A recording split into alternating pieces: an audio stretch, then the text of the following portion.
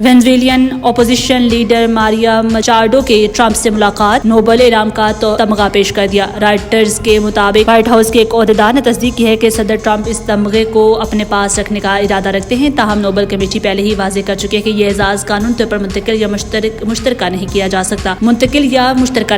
سکتا۔ اصل اعزاز بدستور مچاڈو ہی کے نام رہے گا۔ صدر ٹرمپ نے بعد ازاں سوشل میڈیا پر اس پیشکش کو باہمی احترام کی علامت قرار دیا اور مچاڈو کا شکریہ ادا کیا۔ دوسری جانب مچاڈو نے کہا کہ یہ تمغہ انہوں نے وینزویلا کے عوام کی آزادی کے لیے ٹرمپ کے کردار کے اعتراف کے طور پر پیش کیا۔